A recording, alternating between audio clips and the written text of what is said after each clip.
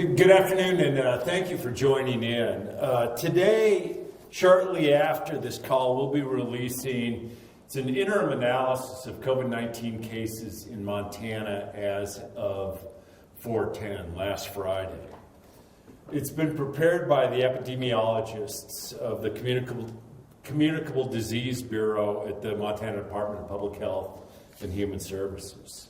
What the report did is it analyzed diagnosed cases of COVID-19 in Montana through last Friday. It sheds light a little bit on who this virus impacts, how it spreads, and patient outcomes. I want to thank our local public health officials across the state who diligently investigated cases of COVID-19 and reported that information to our state epidemiologists. It'll help the state continue to make data-driven decisions to aggressively respond to COVID-19 in Montana. Remember, Montana had our first COVID-19 case on March 11th. And that was actually an out-of-stater. It was a Montanan in Maryland at the time. 3 days later, we had our first 4 cases on March 14th. And since then, the number of new cases have climbed to 399 as of today.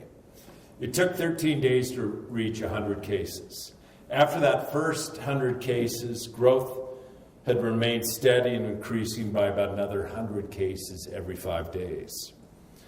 An even slower rate of growth has been detected from our most recent case reports. And although it's too soon to tell if this slow growth will continue, the report offers early signs and measures to slow the spread, including social distancing and staying at home, are indeed working. In the last 2 weeks, the laboratory processed an average of 370 specimens daily, reaching an average positivity rate of 4.5%. And while we know that this virus can be especially dangerous for our older Montanans, analysis of demographics show that 20 to 29-year-olds make up 20% of our cases. And the second most common age group are those between 50 and 59 at 17%. Median age for all cases in Montana is 48 years of age, and half of our cases are between 31 and 62. Of Montana's total cases, 50% are male and 50% are female. Of 86% of the cases with known race, 94.4% of persons identified as white and 3.7% as Native American. Other cases identify as 0.3% African American, 0.4% Asian, 0.3% Hispanic, 0.3% Hawaiian, and 0.6% other race. Native Americans are not disproportionately impacted by COVID-19 in Montana at this time. You'll see in the report that travel-related cases contributed to the majority of the cases early in that outbreak, but new cases attributed to travel are declining in Montana in a relative sense. Of those cases where we've actually identified, been able to kind of track back, recognize that about 70% of them are between community-acquired transmission, clusters, and contact to either a family member or a known COVID-positive person. Contact and cluster investigations have increasingly added to these counts, indicating that disease control efforts through local public health staff is identifying those infected and isolating them appropriately. I know that many of you have had questions about what's been going on in Gallatin County. You'll see at the end of the report there's a couple-page appendix including some of the detailed information on COVID-19 cases there. We'll certainly make sure that you all receive a copy of the report. Hope you find it useful in your coverage of COVID-19 in Montana. We'll get that out soon. We hope to do a similar report hopefully every week. This analysis, among other models and factors, are really important in guiding both public health and emergency response experts as we engage in discussions on what our future actions and our future responses to this virus will look like. We did get an early start in preparing and responding in Montana. We're taking the right steps at the right time to slow the spread of this virus. Staying at home now and doing the social distancing will help us to take steps to reopen back up sooner rather than later to rebuild a thriving economy. And look, I want to open up things, get back to a normalcy as much as any Montanan in this state. And I know that Montanans are hurting, and especially financially. But I also don't want to put us in a worse position than we already find ourselves in trying to get a hold of this virus. Compared to surrounding states that took lesser actions, we have a significantly lower rate of infection per capita. South Dakota has a rate per capita of about 3 times what Montana does. Or Florida, which took some of the social distancing measures much after we did, 2.5 times the rate per capita than we do in Montana. While we have been able to slow that transmission, we're still incredibly susceptible to contracting it. And not only contracting it, getting dangerously ill. We have to have a healthy population to have a healthy economy. And let me be clear, this is a dynamic time. Think about it. It was a month and a day ago, that we got our first cases, and we had closed down schools on a statewide directive. And it's dynamic, and I am in regular consultation with public health officials about the trends we're seeing in Montana. And I know it's frustrating that we can't give a date certain when things will get to some degree of normal again. The decisions are going to be guided by the ongoing data and the science, not politics. But this time, the closure directives are extending through April 24th. And picking a date to say right now when everything will expire certainly doesn't seem sensible when we think about the health of Montanans and the health of our economy. The measures we've been taking so far are exactly doing what we had hoped for. And we are slowing the spread. We are protecting our aging population, which we do know are most vulnerable to this disease. And I really do thank all Montanans for that. And I thank you for your patience. And I thank you for your continuing hope. I know that this is incredibly hard.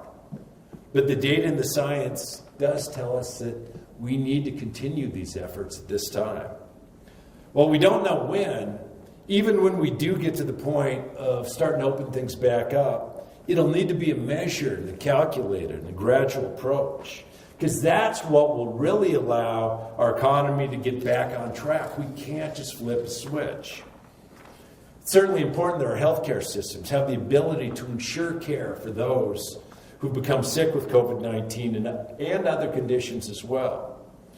And we're also using this time, and we have been all along now, to make sure that's the case. There's other critical considerations to bear in mind, such as keeping our most vulnerable population safe, including those in our nursing homes and our long-term care facilities, and limiting those, what we'd say, super spreader situations, where one event could cause community spread all across a town or indeed the state. If we open up without going through extensive preparation and looking at the facts that we have in front of us, knowing that this is a dynamic and changing time, we could walk back all of the progress that we've made over this past month. And in the meantime, we'll continue to do everything we can to help provide economic stability to Montanans during this time. The Department of Labor and Industry began paying the additional $600 unemployment insurance benefit established with the passage of the CARES Act. Montanans using direct deposit should expect to see those funds within 2 to 3 days, if not sooner. Claimants who receive checks should expect to see their benefits within the week. Let's recognize also what a Herculean exercise this is. 32,000 benefit payments are being processed today to the tune of about $20 million that'll be going out to Montanans in the upcoming days. At this time, as we issue the funds, they're not being issued to that population under the CARES Act, which includes those that are self-employed.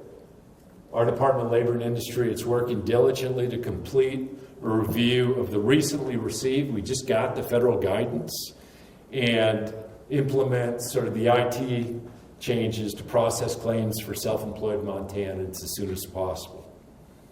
Those steps are in addition to the state waiving the 1-week waiting period, waiving requirements that claimants search for a job during this time. Additionally, it might have been noted, yesterday I issued a directive to protect emergency rental assistance to provide emergency rental assistance to help families with limited financial resources make ends meet during the unprecedented economic situation that is COVID-19. The program will allow relief funds specifically for households with children eligible for the Temporary Assistance for Needy Families program. The state's also providing additional funding for families who are not TANF eligible and looking at both state and potentially federal relief money to do that. Again, I would like to thank Montanans for their diligence during this time. It is making a difference in these unprecedented and challenging times, and it's our continued efforts that will ensure that we have both a healthy population and a healthy economy in our state's future. I'd now love to open it up for questions. If you'd like to ask a question, press 5*. You'll be notified that your hand is raised. When we unmute your phone, you'll be notified that you've been called on to ask your question.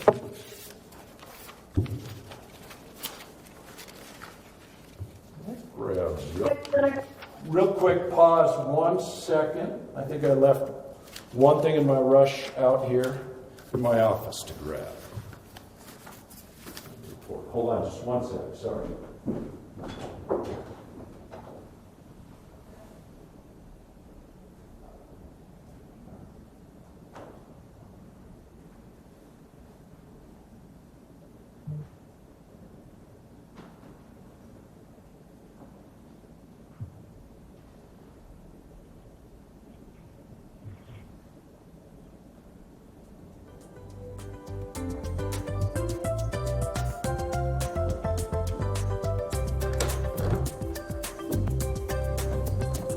Sorry about that. Go ahead. Okay. Wondering if you have a formal letter from state or public saying to move your directive as unconstitutional. One more time. Oh, do I have a formal comment on the directives are unconstitutional? The letter from the Republicans in the House asserting that your directives are unconstitutional. Yeah, you know, first and foremost,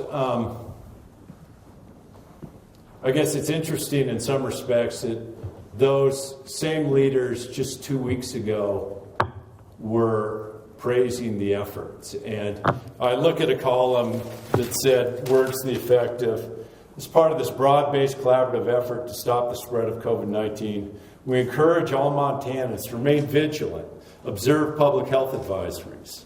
As much as is still unknown about this virus, please be patient as state agency staff are working their hardest and using all available resources to bring about a resolution to our many challenges. So that those same officials were saying, let's work together and make sure that we do everything we can not to slow the spread of the virus.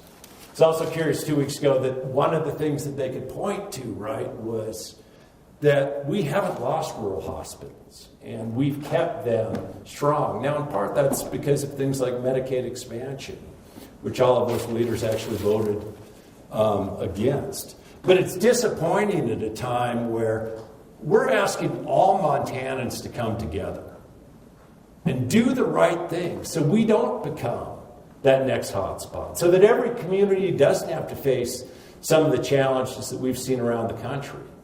And it certainly isn't a time to politicize these efforts.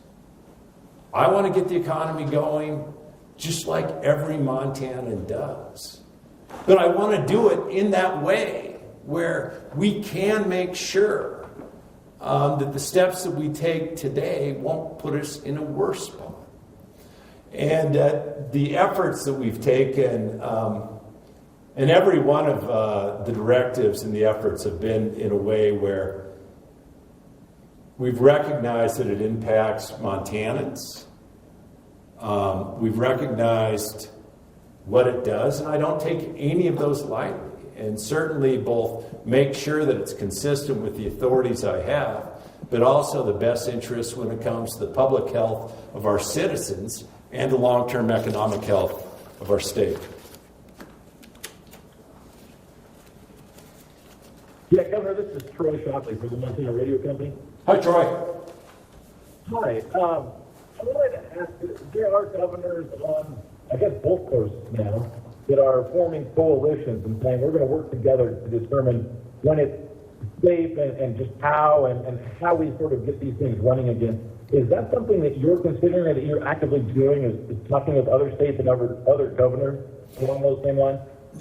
Yeah, Troy, yesterday, so there was an announcement of, I think, the 3 West Coast states saying that here are things that we'll consider, and we're going to open as one block and take steps as one block. And much of that happened the same in the northeastern corner of our state. I mean, recognize that Montana is a state of 147,000 square miles. And actions that we've taken in Montana to slow the spread are at times even different than some of our neighboring states. So I have had discussions internally with individuals and experts of what steps are we going to have to take and can we take when we start thinking about a reopening. Now, it is a gradual, right, or dynamic, because literally every single day can change.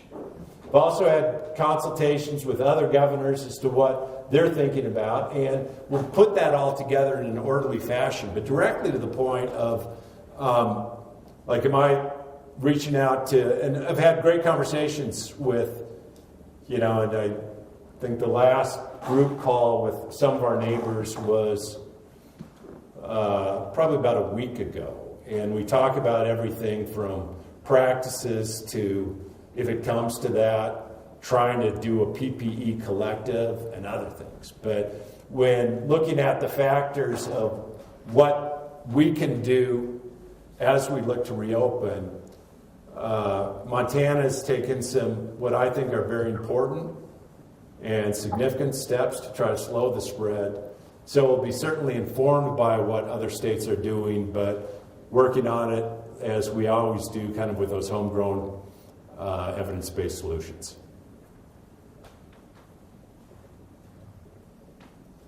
Sir? Governor, as you said, you don't feel that it's practical at this time to start setting a date or something like that when we can begin to look at reopening measures.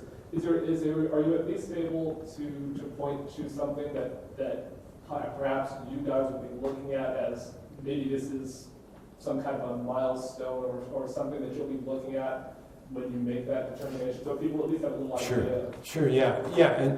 And let me be clear, I don't think that there's been any state in the country that has said, this is the date where things magically reopen.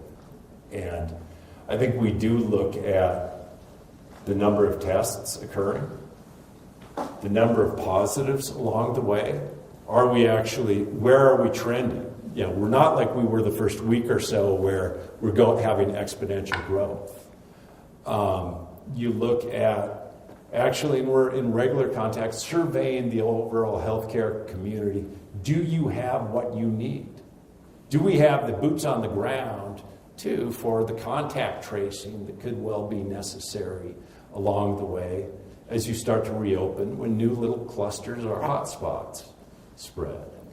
Those are some of the factors, but that's all going to be sort of taking a look at it and saying, right now the directives are in place through April 24th.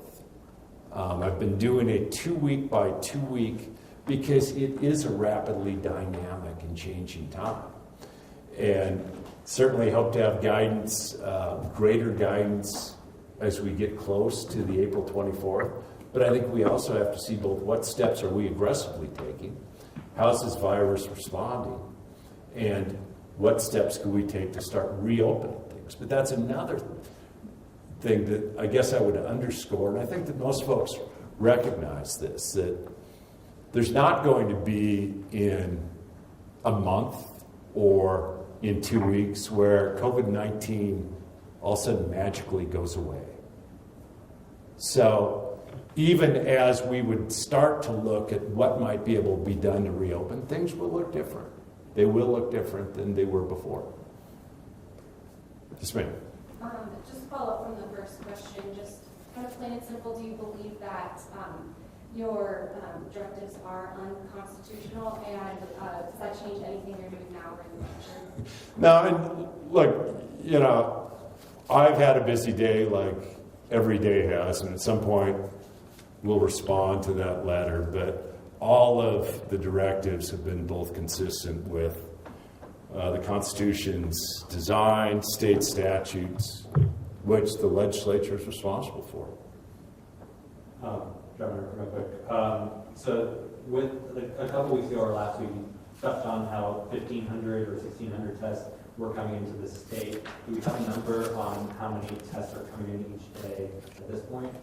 So we've been able to keep a number of different things on that. We've been able to keep about an excess supply of about 1,500, and that's with one of the testing machines, the principal ones that we've been running through the state public health. We're taking some efforts to stand up another machine, which actually was borrowed from another lab, which might even double our capacity for testing. We got 15 of these Abbott instant tests machines. Instant test meaning that you can't do a bulk test, but you can find out the results of an individual test within 5 to 15 minutes.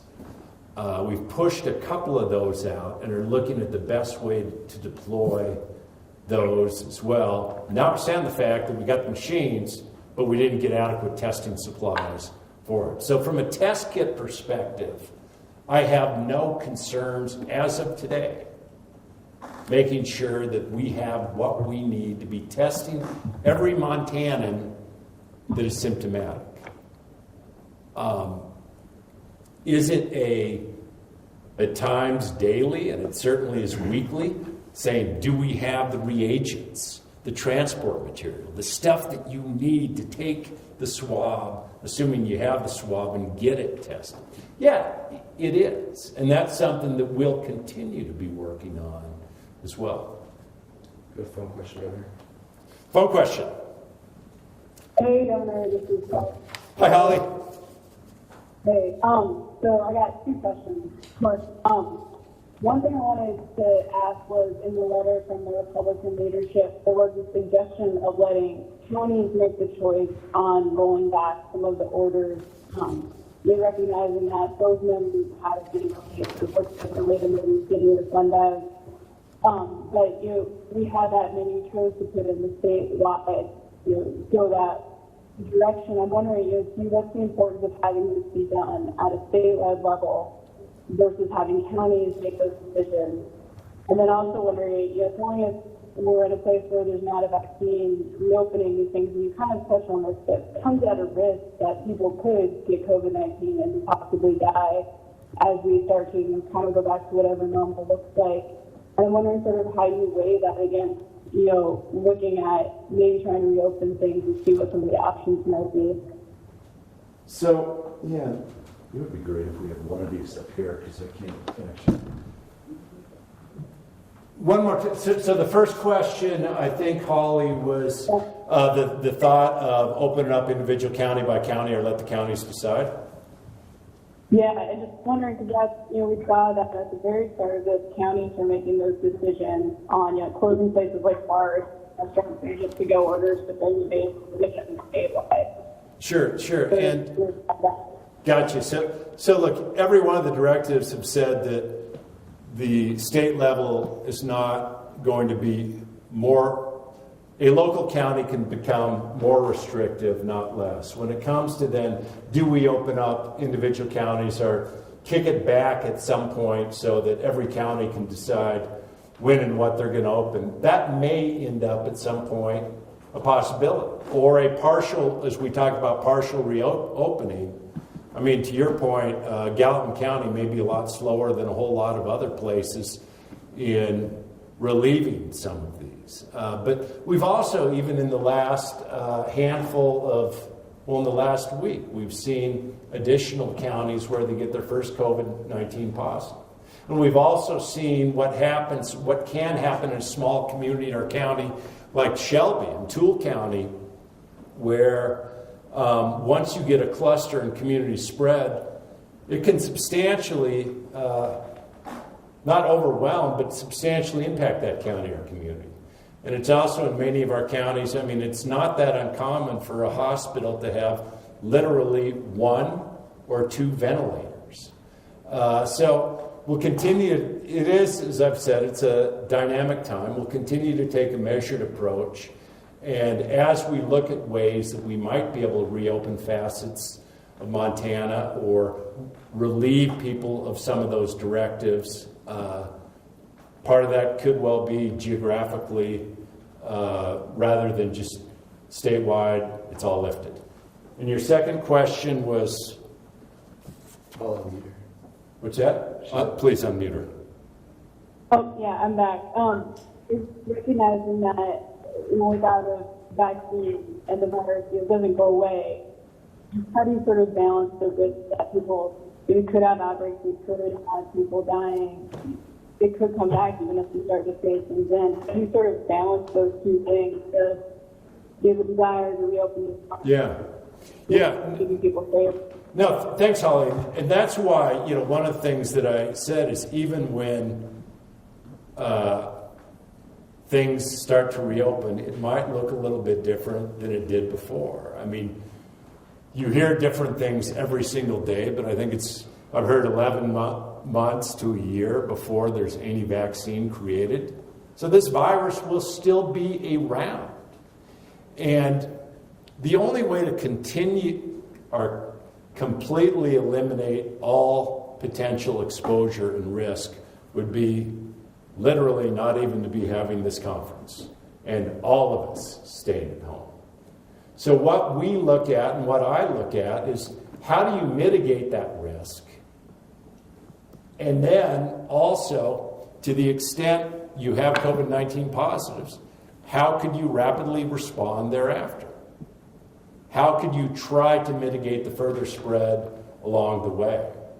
I don't think until, and maybe even after we have a vaccine, we're ever going to be zero risk-free again, but it's balancing the risks to our overall healthcare system, to our economy even longer term. If we have huge flare-ups again, it's balancing those and then trying to take those measures that would be most protective going forward and most active or proactive in responding to any additional positive cases or outbreaks that could occur.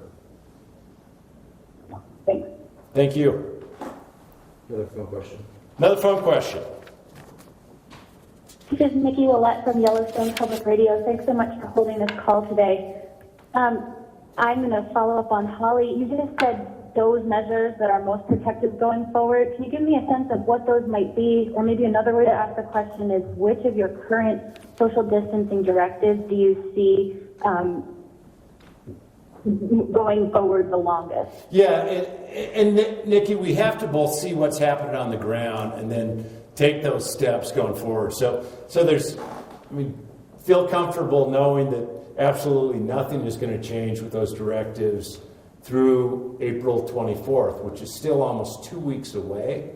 And we have to look at both what's happening on the ground and what we can be doing. So I'm not to the point of being able to say this is what could be lifted, this is what would be modified, this is geographically or otherwise. But I think that there are certain benchmarks, right, that we have to recognize that while this is a very, very dangerous virus, it's also most dangerous to those older Montanans and those that have compromised health systems anyway. So no matter what, things that we're going to do are going to have to be protective of our legacy Montanans. Other questions? Hey, Eric Fisher. Yeah, Montana Press here. Sorry for the delay. Hey, Eric. So a budget question. Again, tied to that letter, one of the critiques coming from the GOP leadership there is about budget management. They're arguing you maybe should be looking at furloughing state workers in order to maintain the state's cash reserves. Can you guys talk about that and dig in there a little bit? Yeah, I mean, a couple things.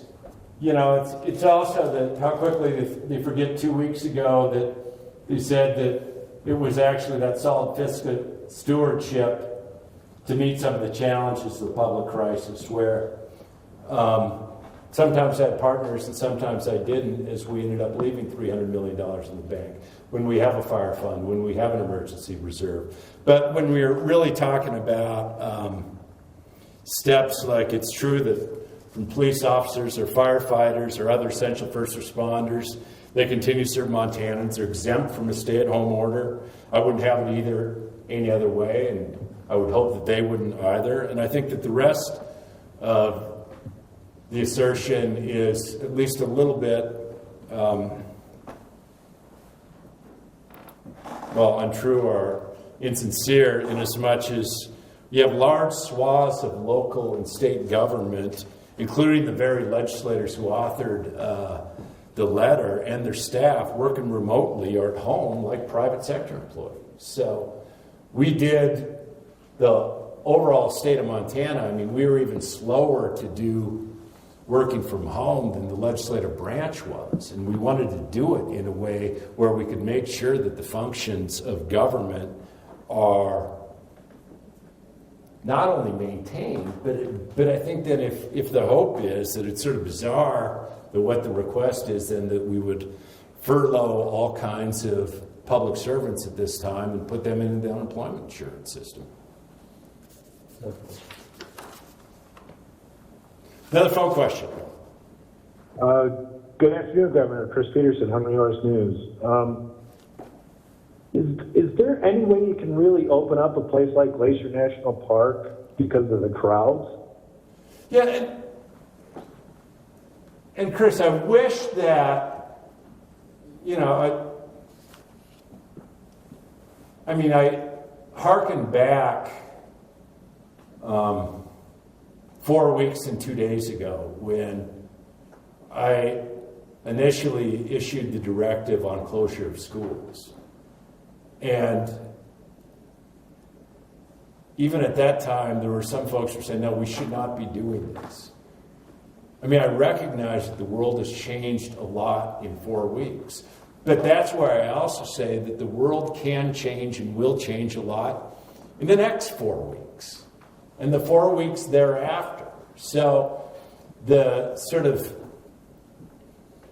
absolutes that we would all love to have today on April 14th of knowing what things look like going forward, I don't think anyone in this country does. And what we have to do is try to take the best steps that we can along the way. So I sure as heck hope that there is some time this summer that I have the opportunity to take my family hiking in Glacier Park. I hope we get back to some sense of normalcy or if not, at least a modified sense, meaning that even in Glacier Park, you're doing more social distancing along the way. But I think that sort of certainty that we all want right now, or the answers right now, we just have to recognize how dynamic the last month is, and we have to be both patient, hopeful, and try to put as much into the next month and month thereafter as we have this past month. Another phone question. Another phone question.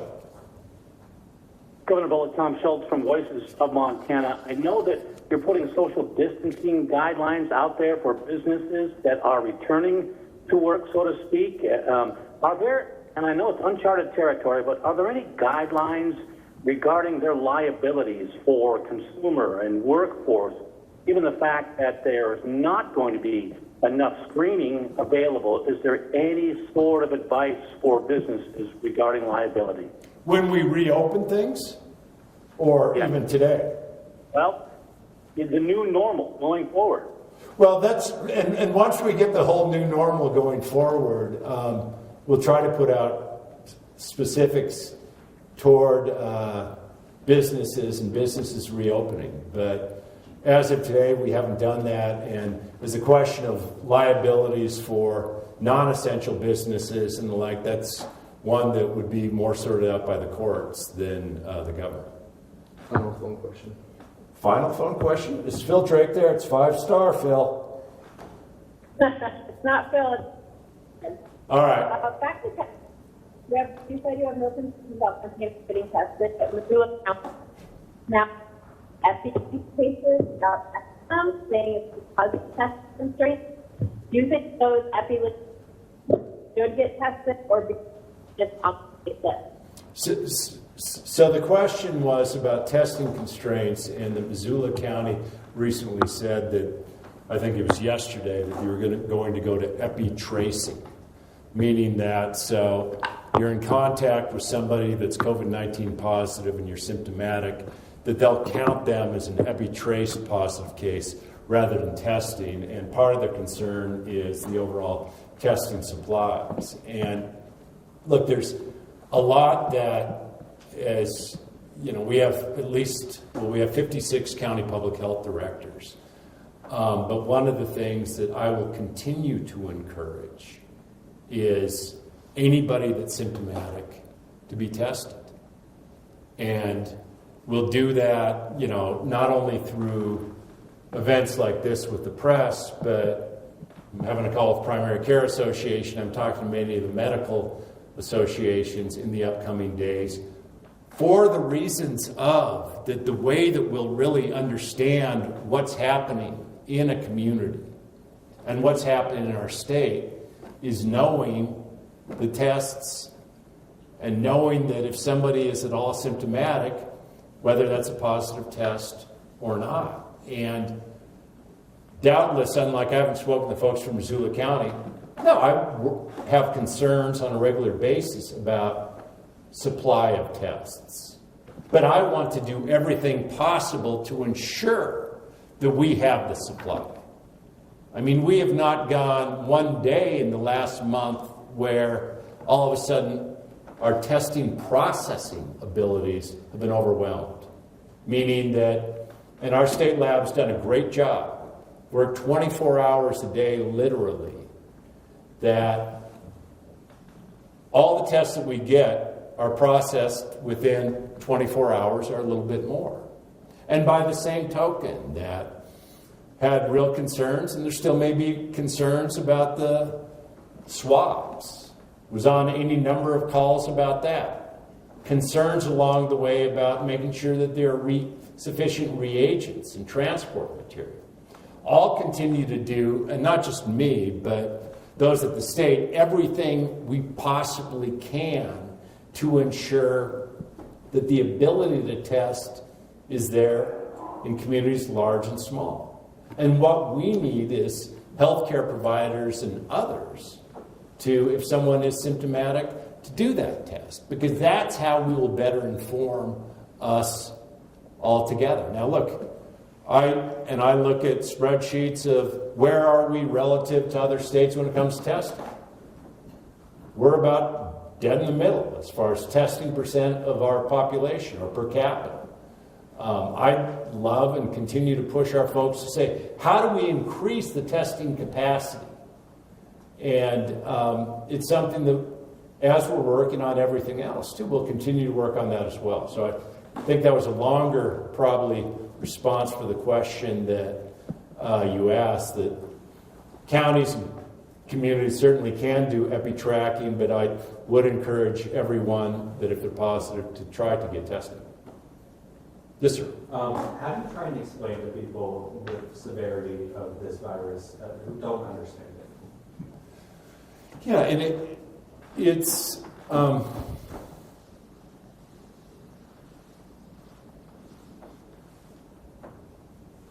I mean, I had a chance late last week to go up to Toole County.